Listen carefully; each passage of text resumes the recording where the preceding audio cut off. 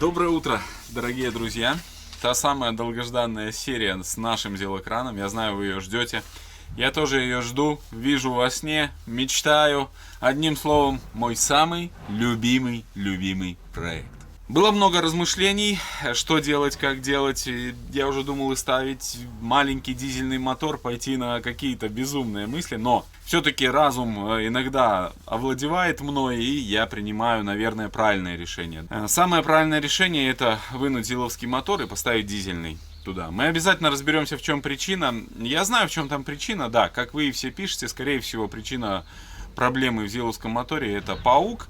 Но возникла вторая проблема — это газы, и я решил, что нет смысла капиталить этот мотор.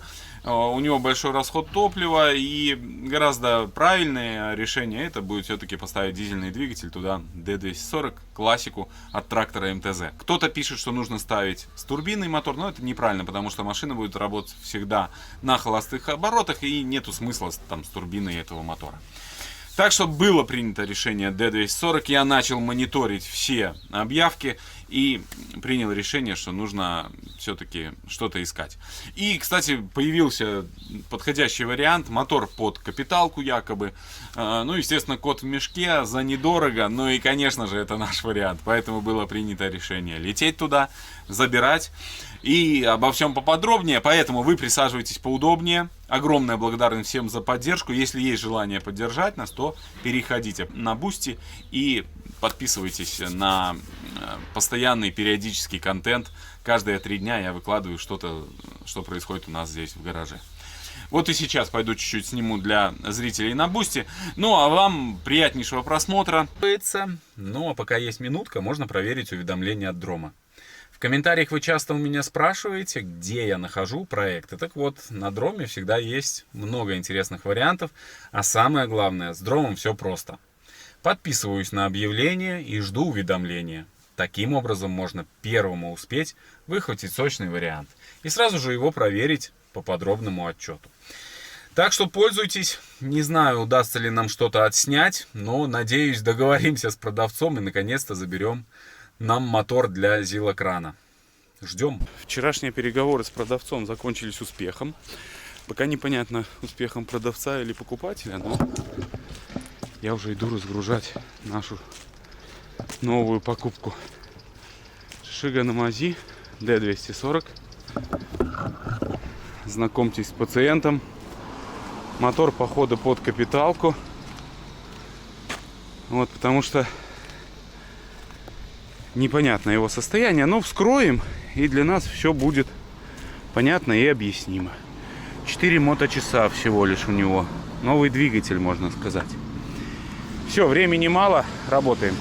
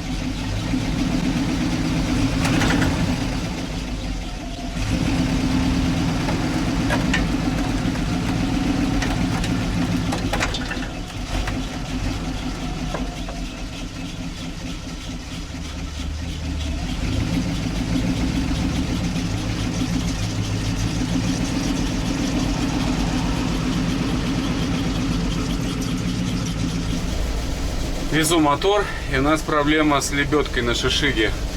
Замотала на муфту включения. В общем, ну, одному, конечно, очень неудобно. И получилось что там была, ну, скажем так, борода, накрутилась мимо. И, соответственно, сейчас там полное Ж. Сейчас покажу вам. Доедем, покажу. Вот что здесь произошло. Ситуация очень печальная. Это просто капец. Как так, я и не понял, если честно. Но я-то понимаю, вот, допустим, крутишь не в ту сторону, да, без нагрузки. И вот трос ослабевает, он вот так вот делается бородой, и потом попадает вот сюда, и все. А если вдруг не заметил, что он туда попал, все. Ну, такая вот система и конструкция. И это моя ошибка фактически, да. Но проблема всегда в том, что нужен какой-то груз и давить на крюк. Тогда только опускать вниз. А я один, когда то ты делаешь бороду, потом крюк опускаешь, одним словом, сложная схема. К сожалению, под нагрузкой я не могу ничего сделать, поэтому принято решение обрезать трос, и мотор будет падать. Другого варианта нету. И потом, возможно, без натяжения я смогу высвободить трос, и трос выживет. Поэтому обрезать буду вверху, чтобы потерять как можно меньше троса. Ну, такая мысль. Не знаю, что с этого выйдет. Пожелайте удачи, потому что это нарушает все каноны техники безопасности.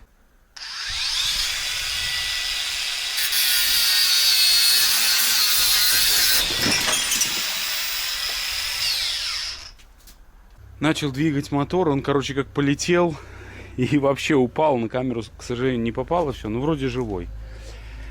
Здесь разобрал, пришлось разобрать мне вилку лебедки, чтобы это все высвободить. Но вроде как высвободил. Это уже хорошая новость, но плохая новость, что у нас вот вилка отломалась, к сожалению. Сейчас пойду по следам пройдусь, гляну. Может быть, там есть этот кусочек, если что, приварим тогда. Вот, ну, пока что как-то так. Ну, трос хотя бы спас. Кто ищет, тот всегда найдет. Кусочек нашел, есть шансы восстановить эту вилку. Вот так приварю, хотя бы уже что-то будет. Она, правда, чугунная, зараза. Но хотя бы она будет держать эту муфту, чтобы муфта не отходила назад. Она теоретически и одним усом может держать, но когда их два, то спокойнее будет. Поэтому нашел ровненько там, где мы поднимали. Там все произошло, там все отломалось, и как раз таки там этот кусочек и лежал. Ну, сейчас это все буду распоясывать, и должно было у меня все получиться.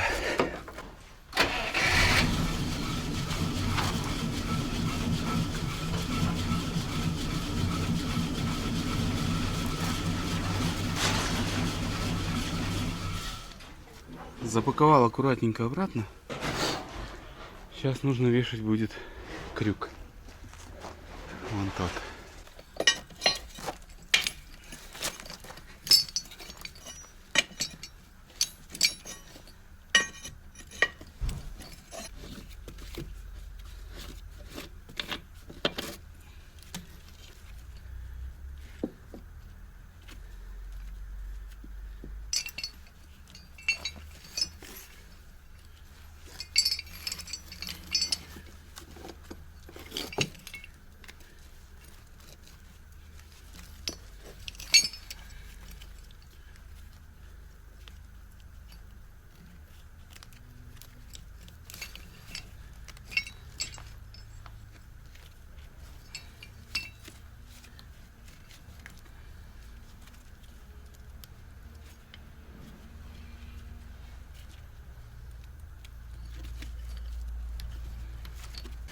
Кто придумал эту систему? Полный бред. Полный бред.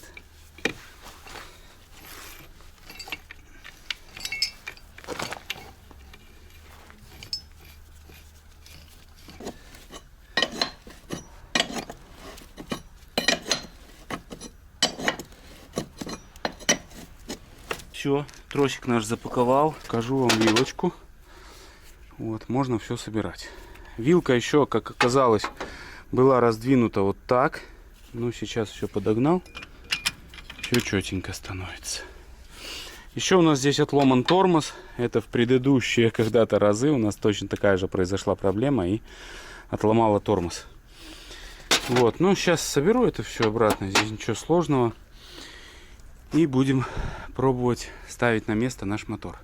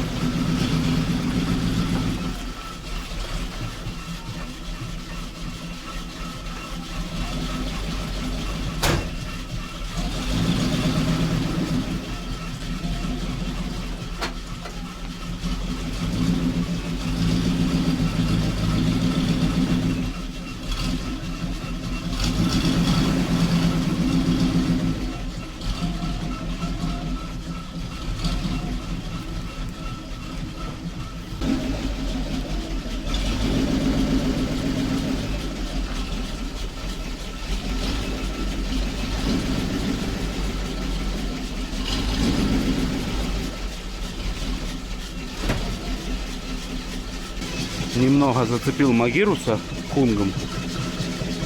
Об колесо как раз вот ураловское. Но ничего не поделаешь, мы здесь на пределе. И одному, конечно, хреново.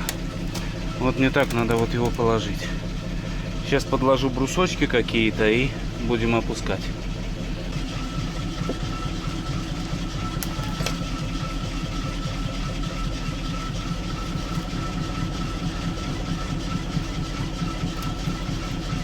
Мотор занял свое место, наконец-таки. Шишиги я еще забыл вам рассказать, поменял я коммутатор. Работает все четко, сами слышите, но с утра запустил, что-то, подтраивало. Потом как бы прочихалось нормально все, видимо, чуть-чуть свечки уже старенькие у нас. Тросы я все натянул, чтобы они у нас выпрямлялись. Ну и по лебедке, конечно, печально, что так вышло, но все восстановлено. Единственное, мы потеряли 2 кусочка вот таких тросов. Друзья, очередной день. Начинаем мы с того, что я вам покажу сейчас наш колокол, который вчера я приобрел. Это промежутка от МТЗ, кусок трактора МТЗ, который отшлифованный, к ней присверлена плита, вроде как рабочая схема. Ее я принял решение купить, потому что у нас полный комплект трактора МТЗ, и поэтому, наверное, такая плита самый оптимальный вариант, чтобы не менять нам маховики, сцепление и все тому подобное. Берем все МТЗовское, закидываем сюда силовскую коробку, по идее должно работать. Я в этом не понимаю, но надеюсь на успех. Так что кожух сейчас как разгрузить, я пока не знаю, он тяжелющий, зараза, до безумия. Ну, сейчас попробуем.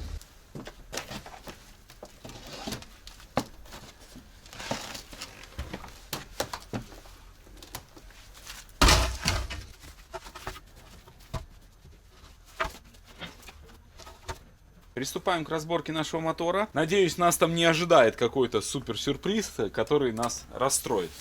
Огромная всем благодарность, кто откликнулся на нашу, скажем так, задачу поменять мотор. Все предлагали какие-то варианты, кто-то объявление, кто-то что. Парни с Полигон 98 даже позвонили и сказали, что Дима, у нас валяется в металлоломе мотор, который тоже требует ремонта, но мы готовы, скажем так, тебе подарить его. Поэтому огромная всем благодарность. Попробуем разобраться сначала своими силами.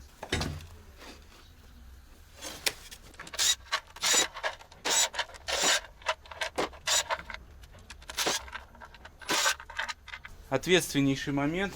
Посмотрим, что нам подготовила, какой сюрприз Надежда Вкладышева. И ансамбль «Поршневое кольцо».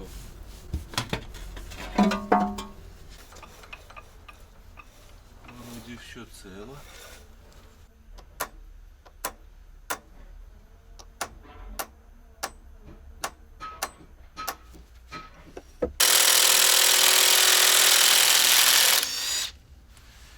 Ничего себе зажато.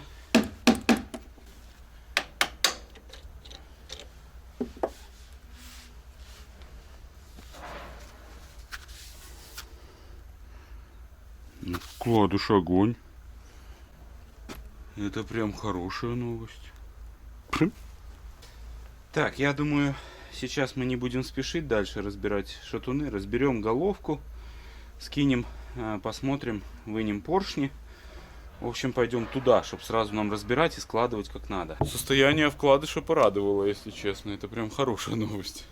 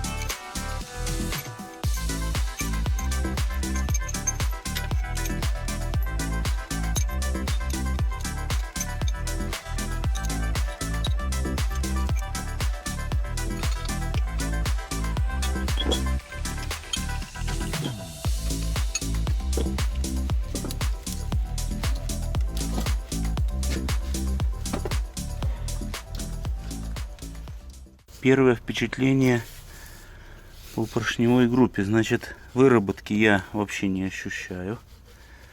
Да, вон там есть ржавчинка. Вообще нет выработки.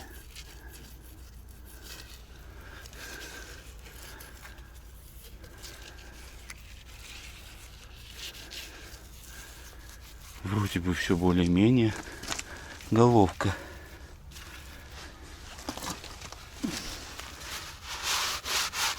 Клапана аккуратненькие.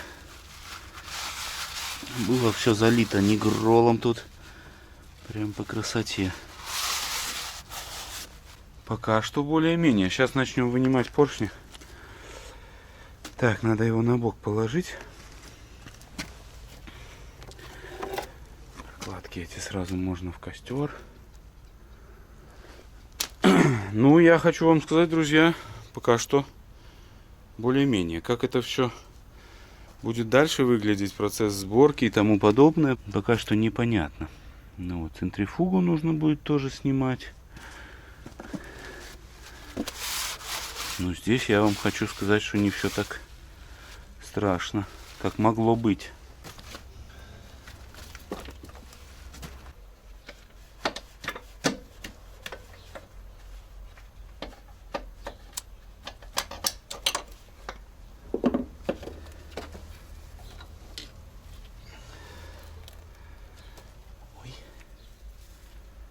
Даже кольца не залегшие. Сейчас нужно снять кольцо и вставить цилиндр и посмотреть. Зазор. Так. По вкладышам. Надо глянуть, у нас стандарт или что у нас. Это очень важный момент.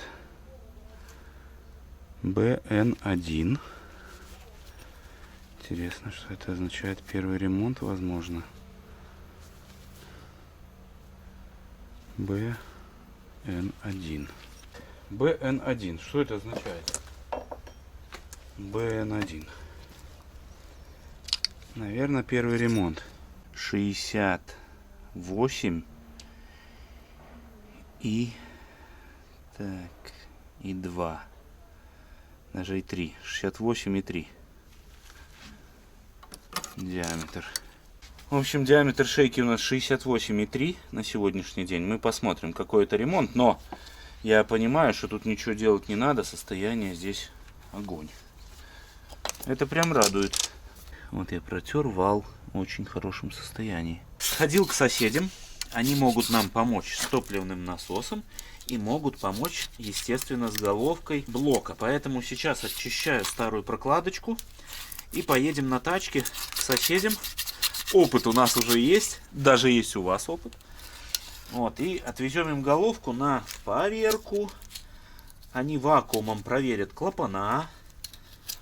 То есть у них там есть технологии специальные. Будем дальше принимать решение. Зазор у нас по кольцам 0,6. Норма 0,3-0,6. То есть мы еще в пределах нормы. И мне кажется, наверное, не надо менять кольца. Сейчас мы глянем головку, перепроверим. Поставим новые вкладыши. Вот. И, наверное, на этом будет все. Но это я еще подумаю, посоветуюсь с парнями. С соседями переговорю, что они скажут. Также у них есть возможность проверить головку на герметичность. Одним словом, они этим занимаются профессионально, поэтому они нам помогут, и это нам упростит задачу. Так, да, насос походу вообще хлам. Крутится хоть то хорошо. Загрузился на соседей. Навигатор нам показывает в пути 2 часа и 39 километров. Поехали!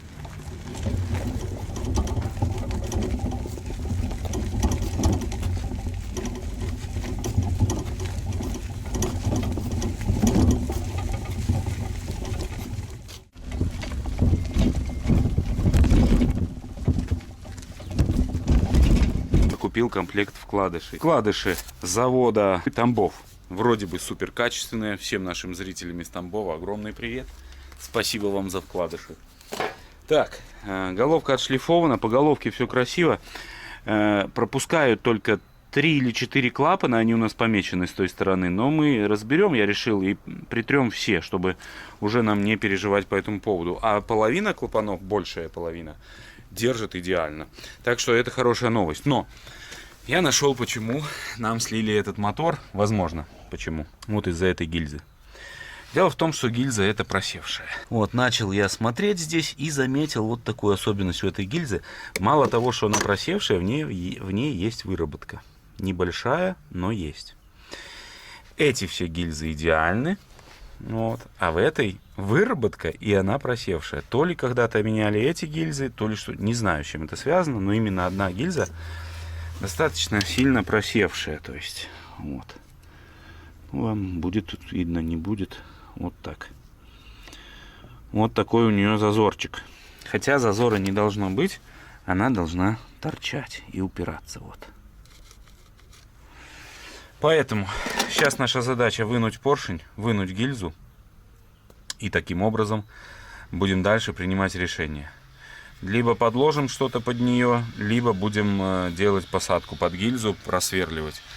Не знаю пока, что и как, но факт остается фактом. Это нужно обязательно сделать, иначе мы никуда не уедем.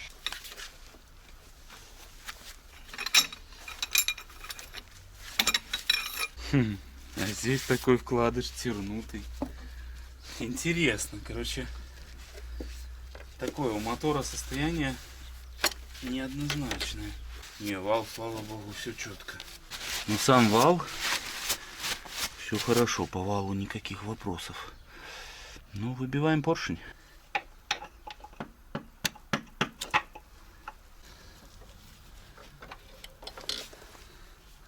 Лопнувшее кольцо сверху. Приехали. Походу надо будет нам все-таки вынимать все их, менять кольца, потому что не нравится мне эта обстановка. Разная во всех состояниях поршней. Поэтому, наверное, будет все-таки правильно вынуть их. Это небольшой объем работы, но зато я буду уже знать, что все четко. Прежде чем дальше этим заниматься, наверное, мы попробуем сейчас вынуть гильзу.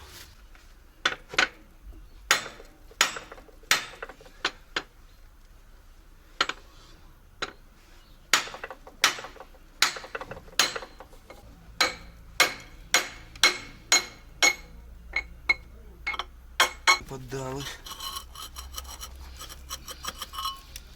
Ну а что здесь внутри творится, это капздец, конечно.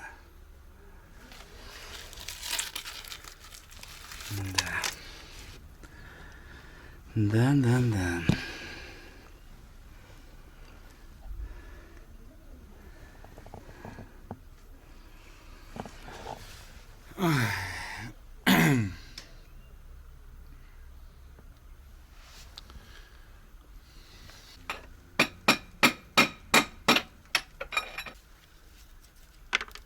Тоже лопнувшее кольцо. Офигеть.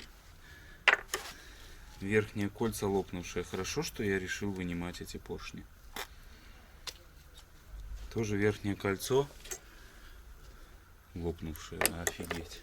Вкладыш, кстати, на этом поршне в хорошем состоянии. Никаких потертостей.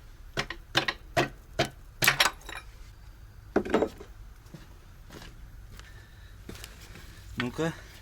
Здесь целое все. Но залегшее, вот видите, второе кольцо. Хотя оно может влипло, но чуть подзалегшее. Возможно, буду пробовать выбивать все гильзы, потому что там все забито очень сильно ржавчиной. Такой вот грязью. Не будет он охлаждаться. Как кто-то из наших подписчиков ругался на меня, что я бью металлом по металлу. Но если гильзам уже капут, смысл их беречь. Вот, поэтому эти гильзы хорошие, поэтому попробую их выбить. Вот специально изготовил такую выколотку с наконечником алюминиевым. Попробуем.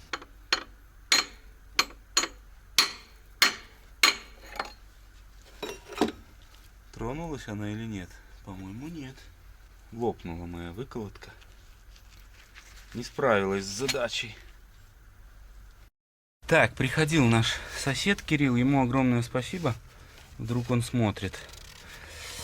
И было принято решение выбивать все гильзы, потому что здесь есть просадка в блоке. И чтобы ему поставить машинку, прорезать это все, нужно вынимать и соседние гильзы. Поэтому вынимаем все гильзы. Если выживут, то вставляем их обратно. Если нет, то меняем поршневую. Но, признаюсь вам честно, мы вот сначала все начиналось с того, что просто тут соберем, прокладку поставим, соберем. Головку посмотрим. Потом началось одну гильзу поменяем. Теперь мы вынимаем все гильзы. Не факт, что они выживут. И ситуация меняется в корне. Вот так вот. Сразу. Сходу. Ну, по состоянию гильз-то как бы более-менее. Вот. Хотя вот здесь вижу либо грязь, либо ржавчина. Но в любом случае нужно будет смотреть их. Да, тут походу вон уже видите, что творится. Да, видимо, все-таки придется нам ставить новый комплект. Вот так. Вот такая ситуация.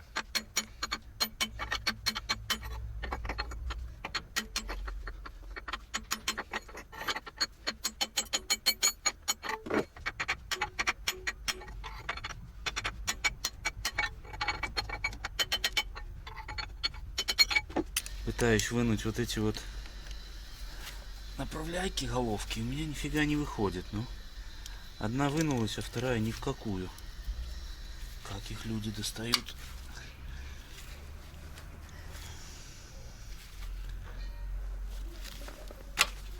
Наверное, скину сцепление, нам его все равно снимать, потому что нам нужно будет менять вот здесь вкладыш. А чтобы его поменять, я так понимаю, нужно снимать вот эту вот всю конструкцию, докуда она там идет, в нее вон болты вкручены, поэтому я думаю, нужно здесь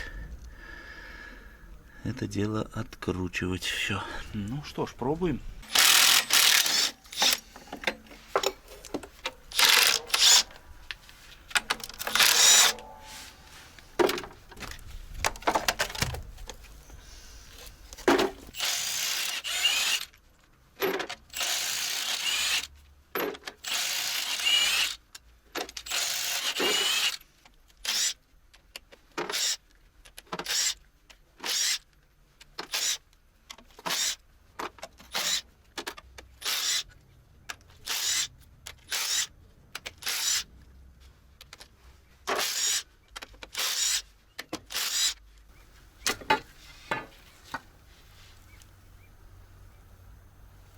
Сальник и плита. Тоже заменим сальник, естественно. Ставим новый. Так понимаю, он меняется здесь не с корпусом, да. Вот, и сейчас хочу почистить внутри нашу грязьку в гильзах здесь. Вот, все это очистить. И потом будем сверлить блок.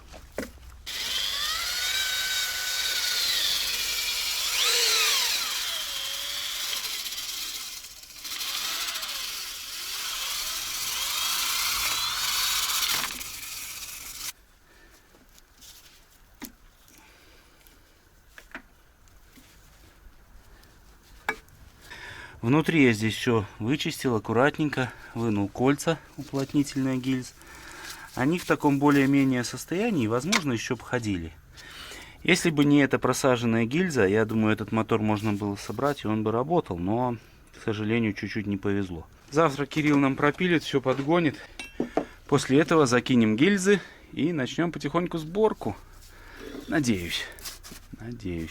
Сейчас его поставлю вертикально, накрою и буду отправляться домой. Ребята, мы продолжаем веселиться с нашим D240. Сейчас к нам приехал Кирилл, он нам помогает восстановить блок. Огромная благодарность соседям нашим, которые нам помогают тоже. Откликаются, как говорится. Сейчас мы подгоняем посадочные места под правильное выступание гильз, насколько я понял. Мотористом я отработал всего лишь 20 лет, поэтому такую приблуду вижу в первый раз. Но вы пишите, если сталкивались. Ну, вроде штука хорошая. Аналог мира машинки итальянской. Это индийская машинка. Ага. Ну вот так она работает. Сейчас потихоньку вымеряем, шлифуем не спеша. Все как мы любим, потихоньку.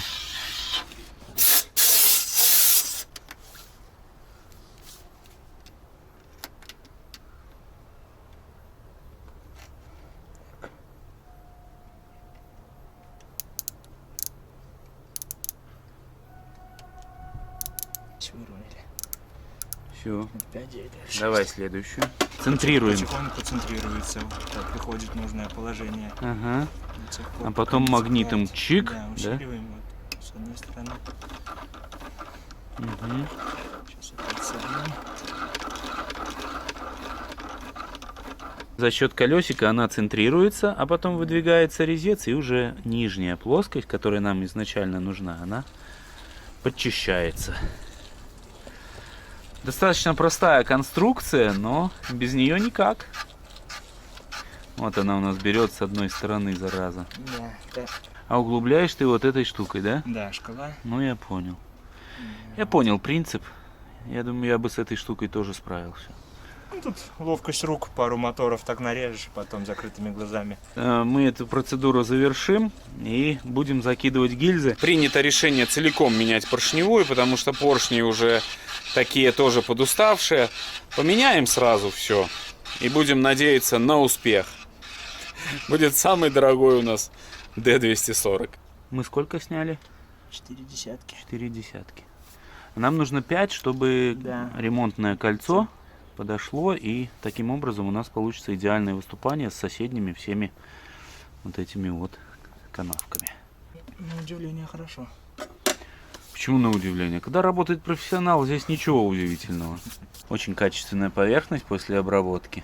Вот эту мы пропилили, эту чуть-чуть подправили, а две вот этих, они в хорошем состоянии. Сейчас вкидываем ремонтное кольцо, оп, и все готово.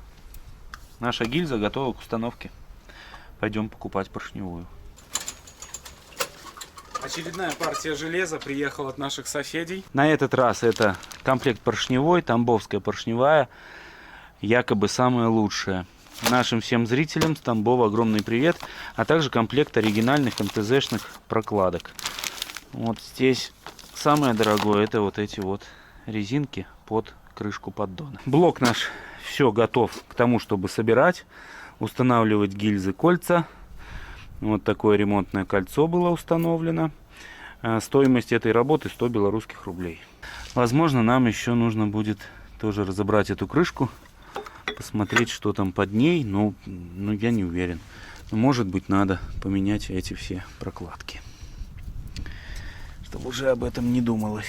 Принято решение, коль мы уже ныряем в серьезный ремонт этого мотора, разобрать переднюю плиту, тоже поменять здесь все прокладки, чтобы уже не переживать за эту часть двигателя тоже.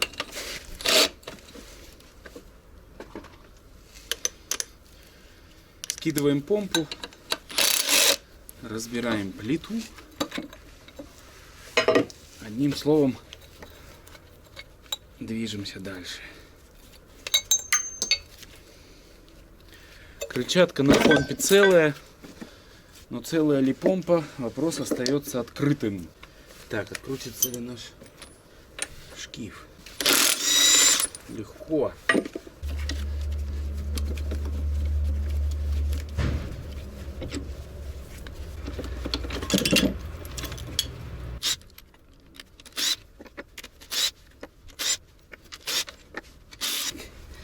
Мне важно не уронить шестерню топливного насоса.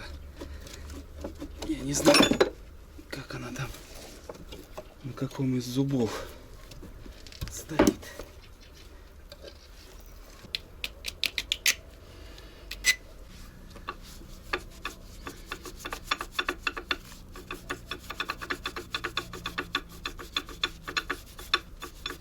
Разбираю механизм ГРМ.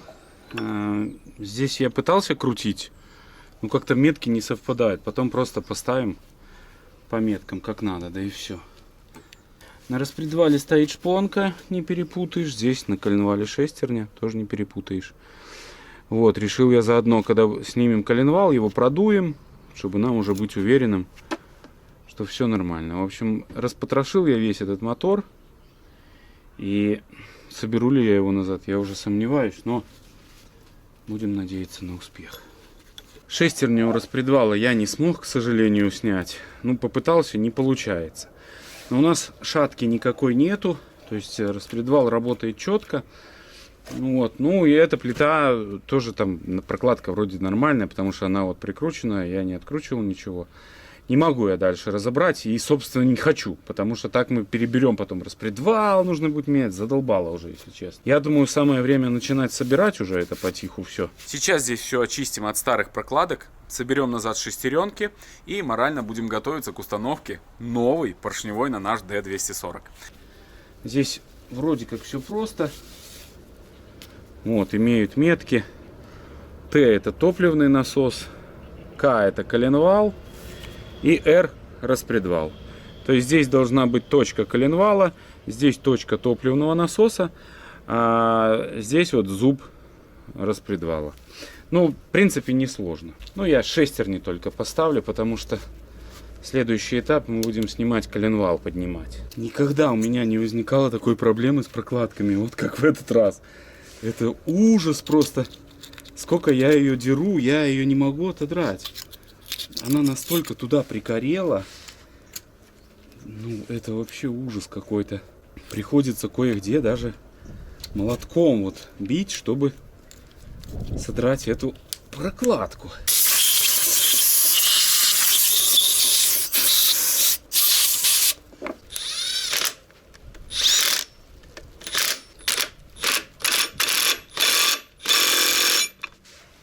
Все, потом мы, когда установим коленвал, мы все это подожмем. Друзья, на сегодня это все. Огромное спасибо всем, кто был с нами. Увидимся в следующих сериях. Мы, естественно, продолжим заниматься нашим двигателем. Вам же я желаю только хороших людей на жизненном пути, всех благ и всего самого-самого наилучшего. Огромная благодарность всем за поддержку, за то, что подписываетесь на Boosty, за то, что поддерживаете наших спонсоров. Всем-всем огромное-огромное спасибо. Увидимся в следующих сериях.